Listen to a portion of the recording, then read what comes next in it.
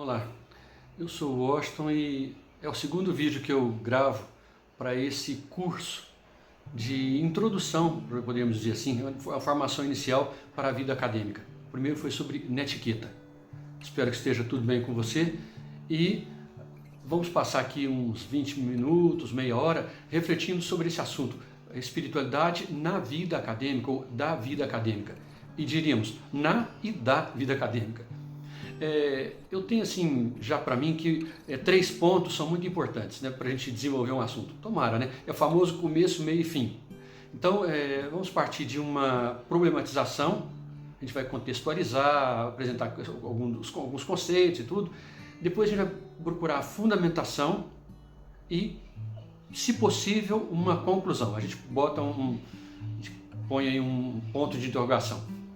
Mas para problematizar, a gente poderia dizer o seguinte: no contexto desse curso que nós estamos promovendo, propondo na plataforma Moodle, basicamente é o seguinte: o nosso objetivo é ajudar você, os discentes de um modo geral, mas você a vencer obstáculos que tenha na jornada acadêmica. Então, são vários os temas, né? A questão da aprendizagem, até lembrei a questão da ergonomia, né? Até a questão do espaço, a adequação, né, dos móveis que se utilizam, enfim, tudo isso que pode ajudar no nosso trabalho dia a dia, na vida acadêmica, mas particularmente agora nesses tempos de pandemia. Mas a gente poderia perguntar, bom, esse tema é espiritualidade na vida acadêmica, da vida acadêmica, um tema desses ajuda? O que isso teria a ver, né? Então, esse seria um primeiro ponto para a gente tentar ver. Então, problematizar, trazer essa questão. Depois, uma fundamentação, um embasamento. E ele seria feito a partir de alguns elementos da filosofia e da antropologia cultural. A gente vai trazer para isso um livro do Leonardo Boff. Ele escreveu Tempo de Transcendência, o ser humano como projeto infinito. Esse tema, esse livro, né, ele desenvolve essa proposta, né, e ele gravou uma palestra, depois eu vou deixar disponibilizado para vocês terem acesso no YouTube. É muito interessante e vale a pena, sabe, assistir o pensamento dele, enfim, aquilo que ele desenvolve, é muito bom. Mas quem é, sobretudo da psicologia, não é a minha área e não vou desenvolver aqui, mas há um livro da psicologia analítica, Gustavo Jung, né? Espiritualidade e Transcendência. Se alguém se dispuser a ter esse livro, pesquisar algo sobre esse livro, é muito interessante também. Mesmo quem não é da área vai se beneficiar muito, porque Jung ele desenvolveu muito o seu, vamos dizer assim, seu pensamento, o seu trabalho, a partir da ótica religiosa, a questão de vinculação com o transcendente, várias dessas questões. E quando a gente for tentar fazer uma síntese, uma conclusão, a gente tentar, bom, ponto de chegada, ponto de partida, ambos, como é que é isso? Então seria isso exatamente. Então esse grande tema, esse grande desafio, na verdade, através de uma simples, despretensiosa reflexão, mas uma carinhosa reflexão. Reflexão como aquela possibilidade de a gente se ver nesse processo. É como se fosse um espelho. Então, procure ver assim, esse momento nosso, essa breve reflexão, como um momento de a gente se enxergar nesse processo. Afinal de contas, transcendência, mas na vida acadêmica, e haveria uma espiritualidade da vida acadêmica? Essa é a nossa proposta, o nosso desafio. Então, quanto à problematização, esse desafio que nós temos, desafio é mesmo um desfiar, né? Pegar como se um grande fio e tirando, desfazendo alguns nós, alguma coisa assim. Então a gente poderia, eu acredito que a gente deve começar até por tentar retirar, compreender que há e procurar retirar alguns preconceitos, ou conceitos prévios, né? Mas o preconceito no sentido bem pejorativo, né? Quase que de uma rejeição. Do quê? Dessa questão de quando se fala em espiritualidade e vida acadêmica, a gente já vem com algumas pré-compreensões e a gente pré-julga. Não, isso tem a ver com aquilo, não tem nada a ver e tal. E sendo favorável ou não, a gente pensa que já resolveu a problemática, a questão. Mas não é assim tão simples. Então a gente vai poder partir do seguinte dado. Quando nós falamos em primeiro lugar, espiritualidade, não estamos falando propriamente, especificamente, de religião, culto, liturgia, rito, dogmas, catecismos, distinção entre sagrado e profano, puro e impuro, santo e pecador, quer ver, e nem mesmo da ética, da moral, dos costumes que vêm de um determinado credo ou vinculação religiosa. Não. Essas coisas existem, há sim isso, mas nós não estamos falando disso. Não estamos falando também nem do estudo que é feito em vários ambientes. Aqueles ambientes confessionais de teologias, as mais variadas, dos vários credos religiosos, e mesmo as universidades ou faculdades que são mais ou menos livres e propõem estudar certos assuntos, tais assuntos. Então não falamos sobre esse tipo de estudo. E nem da prática, quer dizer, muito menos da prática religiosa, confessional, de quem quer que seja. Ou da não prática, às vezes a pessoa não tem propriamente prática religiosa alguma. Então não estamos falando disso. E quando nós vamos começar, tal, esse nós, esse sujeito oculto aí, mas esse verbo, do começar, quem são esses nós, gente? Somos nós todos. Então, em primeiro lugar, pessoas que têm qualquer tipo de vínculo religioso ou não. Então, por exemplo, eu que estou falando, você que está ouvindo, pessoas do seu entorno, do seu curso, da sua família, do seu grupo de amizade, se você tem algum grupo religioso, todos, nós podemos falar, Então, a gente poderia dizer que todos nós temos uma maior ou menor curiosidade a esse respeito. Temos alguns pensamentos já formados a respeito desse assunto. Mas esse nós também, poderíamos chamar um pouco mais de atenção para nós que somos universitários e universitárias. Isso também a partir dos vários vínculos e os laços de pertença a esse ambiente acadêmico. Eu sou um técnico em assuntos educacionais, eu sou um profissional. Você está iniciando ou já tem alguns períodos de caminhada universitária, ou até já fez um curso universitário e está iniciando outro. Todos nós que estamos desenvolvendo essa proposta, nós estamos no que nós chamamos de universitas, a universidade, ou alguns chamariam de academia.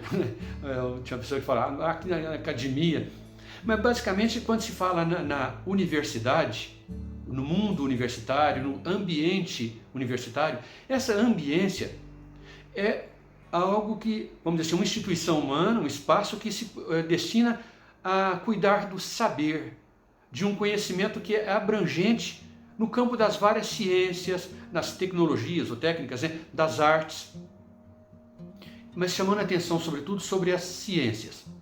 Elas se ocupam ou partem de uma determinada pergunta, de uma determinada questão ou problema.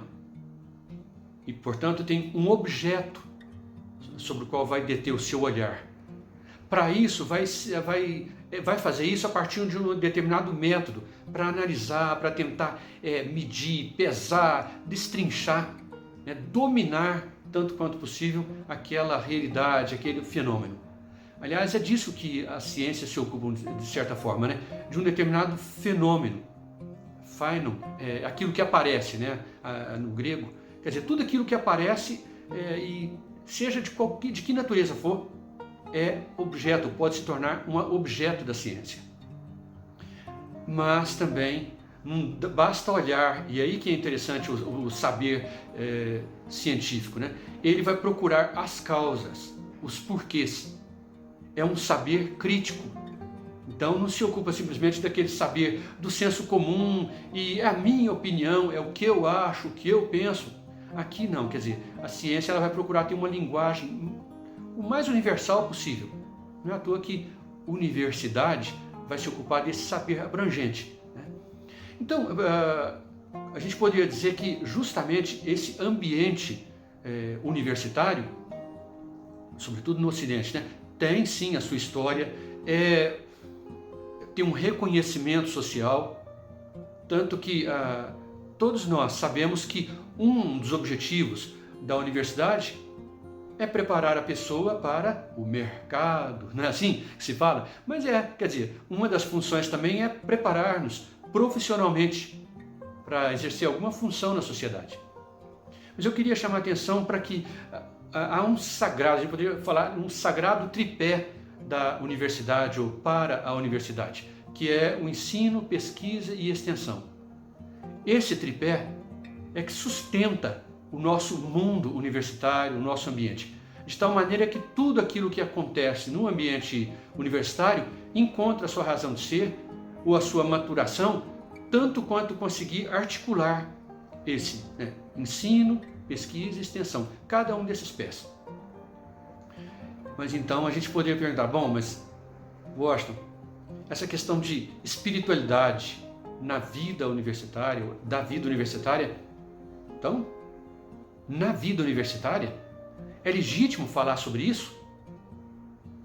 Então, um desafiozinho é dizer o seguinte: procure em algumas bases de produção científica, PubMed, Cielo, depois até no Google acadêmico, procure ver questão de espiritualidade e saúde. Bom, só para se vir um dos campos. Olha, a gente vai encontrar vários e vários, poderíamos dizer milhares de artigos, nos vários níveis, não só dos TCCs da graduação, mas mestrado, doutorado, e aí a gente pode ter certeza que a gente vai encontrar muita coisa.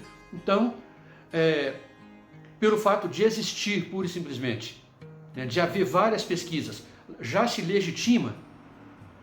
Se a gente falar que não, a gente vai ter um problema sério, a gente vai ter que fazer o possível para destruir que haja no ambiente universitário pesquisas que procurem ver, vamos supor, a validade, a pertinência, o fato de existir ou não e quais as consequências de uma vinculação religiosa, porque aí a gente vai ver a questão da espiritualidade, religiosidade, aí a gente vai ver nesse campo as várias pesquisas, como elas vão fazer o recorte, e o número de pessoas que serão pesquisadas normalmente. Mas aí, esse seria um aspecto, Então a espiritualidade na vida acadêmica, eu diria que um desafio que a gente teria, de ir e fazer uma pesquisa. O que já existe de produção? Existe muita coisa, viu? Bastante coisa. Agora, a gente poderia dizer, bom, e a espiritualidade da vida universitária? Entendendo que o próprio fato de a gente estar num fazer universitário, nesse processo de conhecimento universitário, fazendo um curso universitário, isso já teria uma espiritualidade própria. Então pronto, aí já é o nosso desafio. Então em que consistiria uma espiritualidade desse mundo universitário, desse fazer universitário? É o nosso desafio. Vamos caminhar um pouco mais. Para esse nosso momento de fundamentação, de embasamento teórico, eu trago agora o pensamento de um autor numa obra dele. É o Leonardo Boff, no seu livro Tempo de Transcendência, o ser humano como projeto infinito. É uma obra muito interessante, nós vamos trazer alguns elementos, alguns pontos do que ele desenvolve. Depois vou deixar também disponibilizado um link para você ter acesso a alguns vídeos do YouTube, numa palestra que ele desenvolve justamente o que ele escreve no livro. E aí, falando um pouco agora sobre o Boff, é o seguinte, é um ex-frade franciscano, teólogo. Ele desenvolveu a vitalidade do seu pensamento por várias décadas, mas eu acompanhei muito de perto, se pudesse falar assim, na década de 80 e 90. Então, sobretudo no campo da teologia. Mas, na década de 90, ele se desligou da Igreja Católica por uma questão assim, de pensamento, uma certa divergência e tudo, e para ter um pouco mais para ter mais autonomia de pensamento, mais liberdade, para não ficar pensando só enquanto pensador vinculado a uma confissão religiosa, ele se desligou da Igreja Católica enquanto instituição. Mas ele continua muito ligado, sobretudo produzindo e tudo, no campo da filosofia e principalmente da chamada ética ambiental. é de uma vitalidade muito grande. Então eu chamaria atenção, agora, um autor só e uma obra, é que nessa obra o Leonardo Boff desenvolve o seu pensamento trazendo a síntese de muitos outros pensadores. Ele é alguém que circula por vários ambientes universitários e ele conhece com vários autores, já esteve em mesas, em produções acadêmicas, enfim, é alguém de uma intensa vitalidade acadêmica e é sim uma referência. Está com seus 84 anos hoje, mas realmente compensa conhecê-lo. Pessoalmente eu diria que é alguém de uma trajetória pessoal assim, de muita coerência, de um compromisso admirável e alguém que paga a pena conhecer assim. Viu? Digo isso porque esse livro, né, Tempo de Transcendência, veio num momento assim, muito importante e me ajudou também a fazer algumas sínteses. Esse chamado lugar de fala e esse testemunho pessoal para dizer o seguinte: na sua vida, nas questões assim de busca de sentido e tudo, e espiritualidade, nós veremos que tem a ver com isso também, você vai perceber que muitas vezes é uma obra, é alguém, é uma determinada situação que vai se tornar fontal, quer dizer, é uma fonte onde você vai buscar, vamos dizer assim, ressignificar muitas coisas na sua vida. Muito interessante. Bom, no pensamento do Leonardo Boff, e nós poderíamos assumir isso a partir do que ele escreveu, quando a gente fala em transcendência, afinal de contas, não é para contrapor a chamada imanência. Pera lá, mas o que é isso? Transcendência versus imanência, mas o que é isso? Transcendência seria tudo aquilo que faz com que o homem vá além, superar, né? Tá. E a imanência seria aquilo que está fixo, enraizado. Então não se trata disso, né? Uma coisa contra a outra. Não é esse o pensamento do autor. E o pensamento mais arejado que tem nessa linha, as pessoas dizem, é tentar ver a transcendência e a imanência como que dimensões do ser humano. Estão presentes em nós. Então, se a gente for na origem, ele não trata propriamente da questão etimológica, como eu gosto de, mas o transcendere, né? O transcender, lá no latim, é o passar subindo, quer dizer, é o subir sobre, transpor. Então, transpor o quê? Muros, barreiras, interditos, os limites, os desafios. Nós somos assim. Né? O ser humano é um ser que quer passar, quer ir além. Né? E a gente poderia até dizer o seguinte, que será que a gente nunca percebeu que a gente tem uma tendência a transpor limites? Será que não? Você que está me ouvindo, se aquele garotinho, aquela garotinha, começasse a dar os primeiros passos e quando começasse a cair, os primeiros tombos que teve, não quisesse tentar ir além daquela coisa já conhecida de engatinhar, estaria engatinhando até hoje, hein? Seríamos, todos nós, seres rastejantes, pois hoje nós somos seres que caminham, que correm e que muitas vezes queremos voar. Isso é transcendência. E muitas vezes essa linguagem, quase que tentando ser poética, é justamente porque muitas vezes a linguagem não dá conta. Quem é aí do campo das linguagens, né, sabe que é um pouco assim. Seja na poesia ou na prosa, que seja, a gente não dá conta muitas vezes, né? Então isso seria o transcender, o transcender. Mas e o immanens, o imanente? A imanência é aquilo que permanece, aquilo que está dentro, aquilo que fixa. Então o que a gente poderia dizer? Nós somos, de certa forma, isso ele fala, o Leonardo Boff fala, nós somos protestantes. Somos seres de protestação. Nós protestamos. Ele não usa o termo, não. Nós somos seres de levante. Nós fazemos levantes. Vamos pensar no sol? O sol não é aquele que se levanta a cada dia? Ele rompe as trevas, não rompe a noite? Pois bem, nós somos um pouco assim. Então, nós rompemos as noites que aparecem. Né? As trevas, por mais longas que pareçam ser.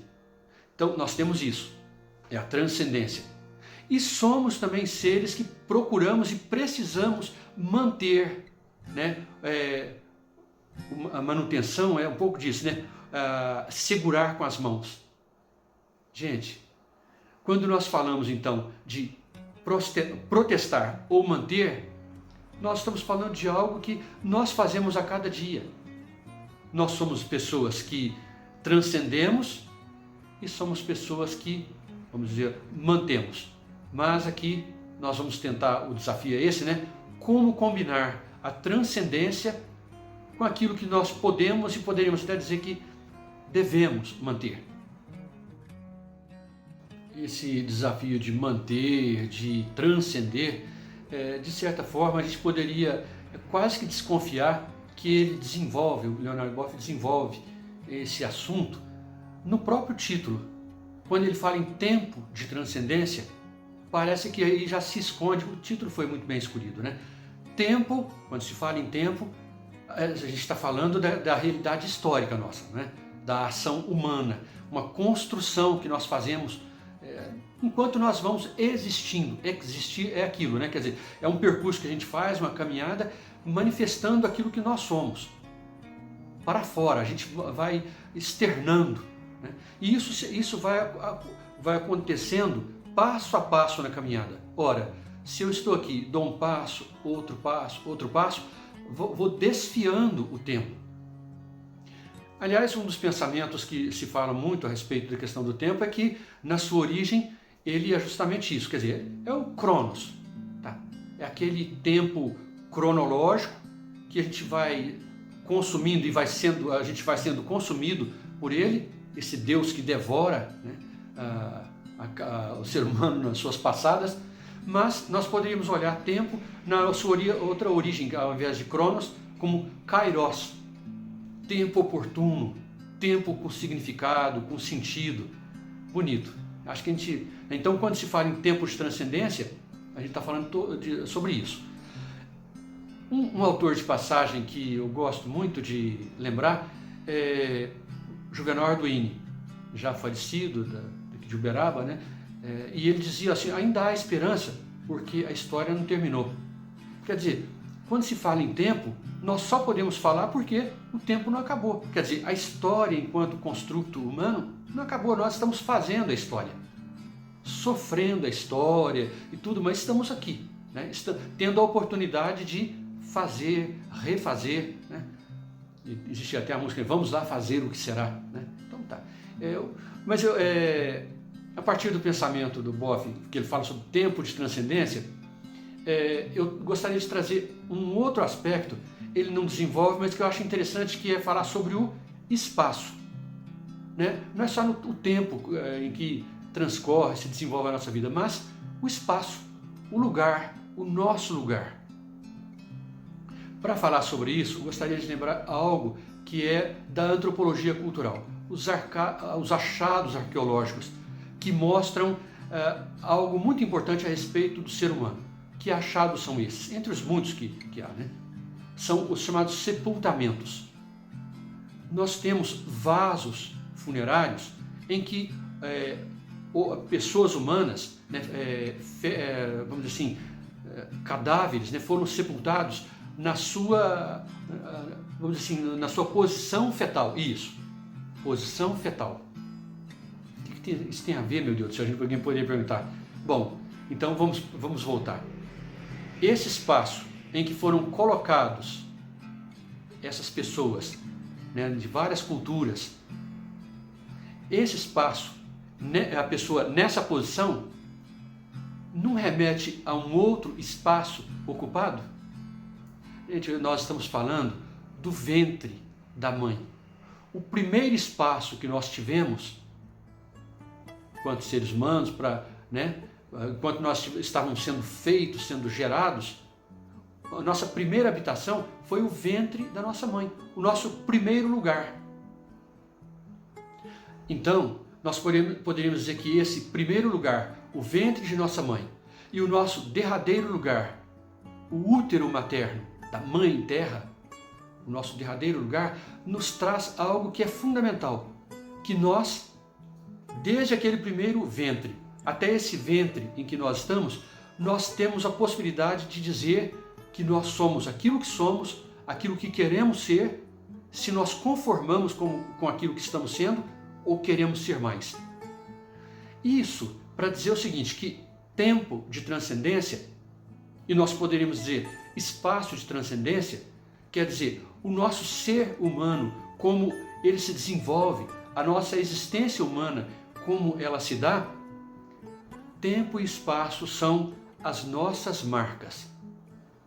É onde nós somos e onde nós ficamos marcados. Nós poderíamos dizer, nós marcamos alguém no tempo e no espaço e nós somos marcados assim também. Então, a transcendência é algo que parte de nós e chega até nós. Nós transcendemos através dos outros, da relação com o outro, e os outros também na sua relação conosco. Bom, mas aí a gente poderia dizer, bom, que tempo, espaço, tempo de transcendência e aquilo que nós falamos, aquela coisa da transcendência e a imanência, recuperando, aí a gente poderia pensar, bom, mas o que isso tem a ver, meu Deus? Mais uma vez, vamos recuperar o pensamento do autor para a gente ir encaminhando, para a gente entender bem essa fundamentação, que é o seguinte, Boff fala e ele traz a imagem da árvore. Ela lança raízes, ela está bem nutrida e ela vai se tornando cada vez mais vigorosa, tem um caule, vai tornando esse caule potente e tudo, mas estendendo seus ramos e galhos e produzindo seus frutos e com frutos sementes. Ou seja, nós lançamos raízes naquele nosso lugar, na nossa origem, e a gente pensa em tudo aquilo que diz respeito à nossa cultura, à nossa pertença. Nós somos seres pertencentes. Nós temos mãe nesse sentido, né? A nossa cultura, não só aquela mãe afetiva, a nossa genitora, que a gente ama tanto, mas nós somos devedores, nós temos a nossa vida a partir da cultura. Nós não falamos mandarim simplesmente pelo fato de não termos nascido num ambiente que fala mandarim e assim por diante. Nós não rezamos de tal forma simplesmente porque não tivemos.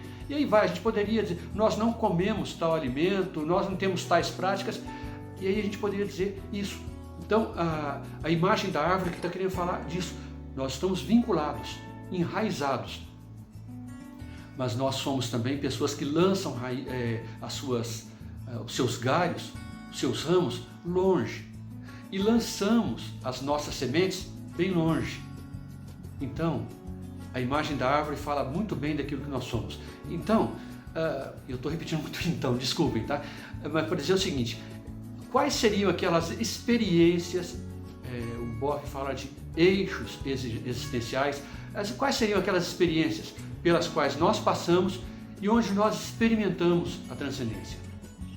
O Boff fala de 3, basicamente. Ele fala do enamoramento, fala da intimidade sexual e fala da cultura. É muito bonito isso. Nós experimentamos a transcendência no enamoramento, no encontro com o outro. No enamoramento a gente pode pensar em toda aquela experiência boa, daquela amizade, de perceber o outro como um alter ego, um outro eu, alguém com quem eu posso, buscar sinais de comunhão ou até mesmo de contraposição. Não é verdade que às vezes a gente briga com a gente mesmo? Mas é chato, né? Então a gente precisa de alguém que consiga, às vezes, nos entender ou não e contrapor. O enamoramento é muito disso. E é interessante que o enamoramento faz com que aquele tempo que a gente está com a pessoa amada é um tempo que não tem fim, né? Não pode continuar, que a gente nem se dá conta. E aquele espaço também, né? A gente é um espaço que parece que é só aquele lugar e não existe outro. É o mesmo do lado do enamoramento, a questão da intimidade sexual. Esse encontro, esse bloco erótico que se faz naquela pertença de um com o outro, essa intimidade sexual, a gente poderia chamar de conjugalidade, que é um termo que a gente poderia dizer que fala muito bem também disso, essa intimidade de encontro com o outro, a gente poderia dizer que traduz muito a experiência de transcendência. E poderíamos dizer que na cultura, seja ela, a gente coloca muito entre aspas, né, popular ou erudita, né, seja numa manifestação de futebol, do carnaval, do teatro, da literatura, cinema, qualquer que seja, as nossas festas, tudo isso são experiências de transcendência, né, experiências transcendentes. E aí a gente poderia dizer que tá bom, e está tudo muito bem, não é? Aí a gente tem que trazer agora para a nossa reflexão só um aspecto. E é isso que o Leonardo Boff traz. E ele traz como alerta, que são as chamadas experiências de pseudo-transcendência. Experiências que consomem a pessoa, que não conferem liberdade, não propiciam que a pessoa tenha experiência de plenitude. Há algumas, mas ele cita, a começar ele fala assim, talvez a pior, ele fala assim, é a droga. Aquela viagem química que engana, por quê? Ninguém vai dizer que pura e simplesmente a droga seja uma coisa ruim na experiência, nas sensações que provoca. Se fosse, eu não vejo, por exemplo, a gente não poderia dizer que ninguém tenha se viciado propriamente num... Vou pegar aqui... vamos falar uma coisa boa aqui, estou pensando agora, né? Eu gosto muito de pimenta, mas nunca vi ninguém viciado em pegar caldo de pimenta, uma pimenta curtida no óleo e pingar no olho. A sensação não é nada agradável.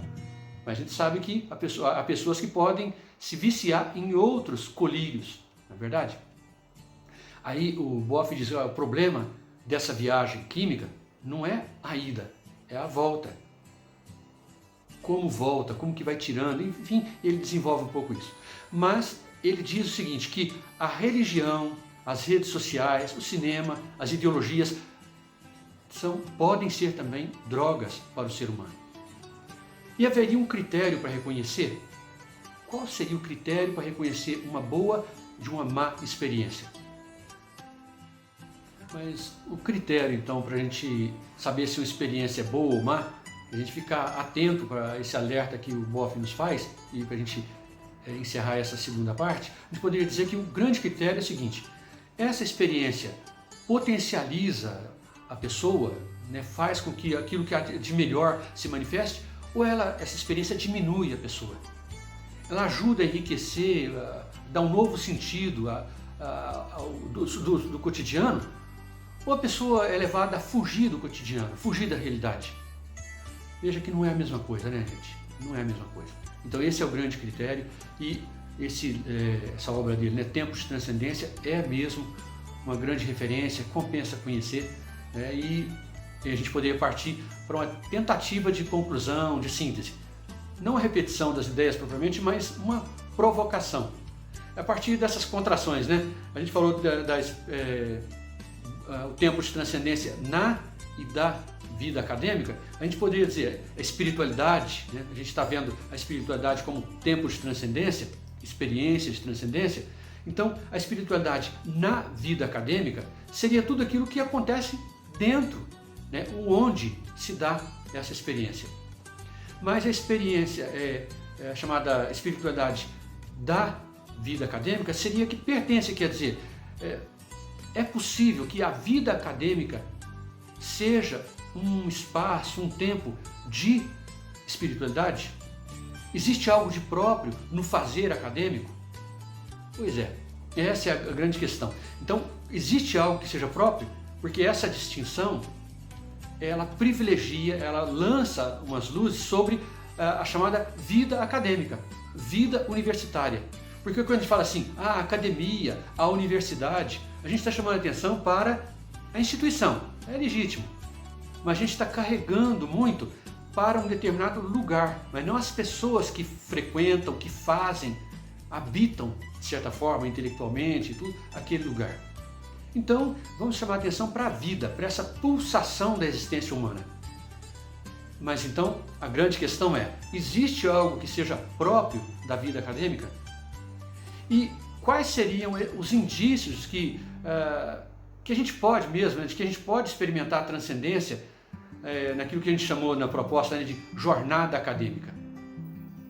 Quais seriam esses indícios? Vamos lá. Então, gente, os tais indícios, né, a partir do que o Boff apresenta e a partir do que a gente pode pensar juntos e provocar em nós alguma reação a partir do pensamento dele, da nossa experiência no dia a dia. Pode ser gente que esteja chegando na universidade, como eu disse, ou até pessoas que já tenham feito uma longa caminhada, né, na vida universitária.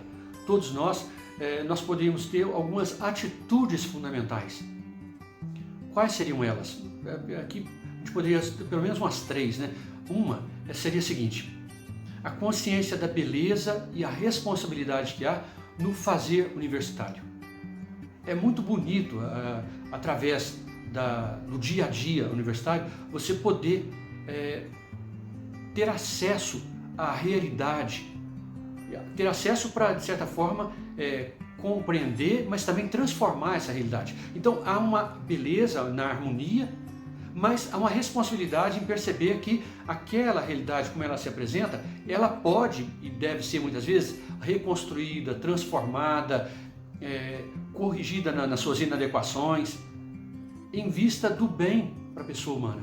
E aí outra coisa, outra experiência, né? O fazer universitário como um espaço de experimentar a abertura para de verdade conhecer a realidade como tal e não dobrar, falsear a realidade.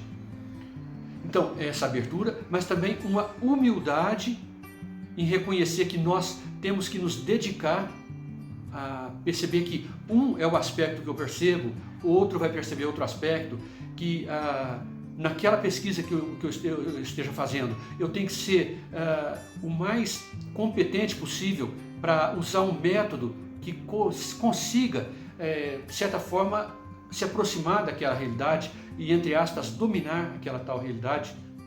Eu não posso tentar aquilo que exigiria um microscópio.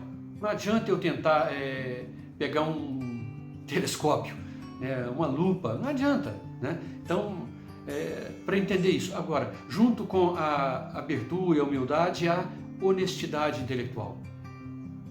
Não, Deus nos livre, né? Horrível seria, mas não há casos de pessoas que não foram honestas intelectualmente. E a gente tem na história das pesquisas, né, várias, vou usar a palavra horrorosa, mas as várias tramóias, né, e que depois as pessoas descobrem tudo, né, ainda bem, mas pesquisas que foram falseadas e tudo, horrível, né? Bom, mas para dizer o seguinte, aí, gente, perceber na vida acadêmica uma experiência de transcendência, né? Aquele curso que eu esteja fazendo é um curso que eu estou me identificando, tomara que cada vez mais, mas é um curso que a gente poderia dizer que é um percurso que tem um começo, meio e fim, tem um prazo de validade naquela experiência, né, acadêmica que eu esteja fazendo, mas é um recurso que eu tenho para me tornar mais competente, academicamente falando, profissionalmente, claro, mas, sobretudo, humanamente eu devo me tornar cada vez melhor. Cada vez melhor aluno, pesquisador, acadêmico, né? Cada vez melhor me aproximando, né, dos estágios e tudo, mas depois na vida profissional, mas sempre, nesse percurso todo, ser mais gente, ser mais humano. E retomando, resgatando o pensamento do Leonardo Boff, nós podemos dizer que nós devemos, e essa é a experiência de transcendência no ambiente universitário, a gente se assumir como projeto infinito. No fundo, dizer que nós não estamos prontos e acabados. Não, nós não somos. Então, no fundo, nós enquanto pessoas, mas nós poderíamos dizer que no fundo a universidade, né, gente? E qualquer instituição humana, a gente poderia dizer, né? Deveria se estruturar assim. Por quê, gente? Se a gente se assumir de uma maneira pessoal, eu diria familiar, né? Mas de uma maneira pessoal, de uma maneira profissional, enfim, enquanto instituição, se nós nos assumirmos como projeto infinito, como essa abertura fundamental, qual que é a preocupação aqui que eu estou tentando? A gente poderia fazer frente a uma atitude de uma inovação que seria irresponsável, que não valorizaria nada aquilo que já existe, é aquela tendência de chegar e destruir tudo aquilo que há. Não seria legítimo, né? Ou então, uma tentativa de tentar conservar de uma maneira reacionária, que não levaria a gente a caminhar, a gente ia ficar com medo daquilo que chega, do novo, que sempre vem. Então, como, né, equilibrar o novo e aquilo que já é conhecido? Essa experiência do projeto infinito, essa experiência nossa, ajudaria muito. Caminhando para um final dessa nossa aula, reflexão e tudo, seria uma proposta minha. Eu fico pensando qual seria o sonho a partir disso que a gente está refletindo. Um sonho. Eu me lembro de um autor, Hugo Asman, ele já falecido, ele escreveu Reencantar a Educação, rumo à sociedade aprendente.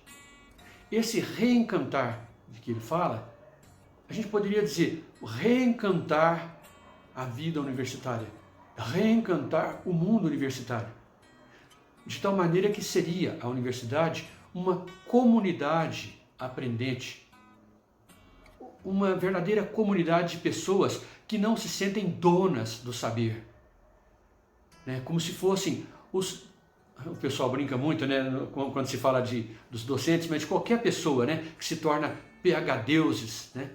Não. Nós somos todos aprendentes.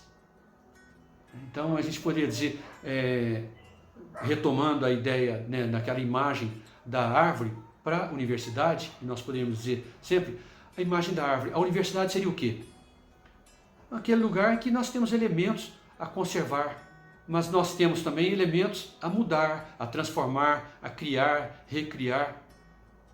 Então, a gente poderia lembrar da árvore, mas aí eu diria, né, nessa questão do sonho, não de uma árvore qualquer. Tá? Então eu usaria, eu gosto muito de fazer caminhada, e tenho visto que algumas árvores, vocês já devem ter visto, as árvores que têm sementes aladas. Vocês já viram? Aquelas sementes que vão voando e lançam, né, vamos dizer, vão cair distante de onde está a árvore. Pois é, tomara que a universidade seja um lugar de sementes voadoras, que lança para a sociedade, para o mundo, né, pessoas que são sementes voadoras. Que coisa boa!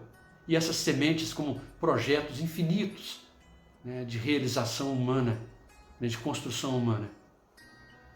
Há um verso de um poeta, Zé Vicente, ele de certa forma faz uma paráfrase, né, de uma música do Raul Seixas. Ele fala: sonho que se sonha só, o Zé Vicente, sonho que se sonha só pode ser pura ilusão, mas sonho que se sonha junto é sinal de solução. Sonho que se sonha só pode ser pura ilusão, mas sonho que se sonha junto é sinal de solução. Então vamos sonhar, companheiro, companheira. Sonhar ligeiro, sonho em mutirão. Vamos sonhar em mutirão. Paz e bem, sempre para você.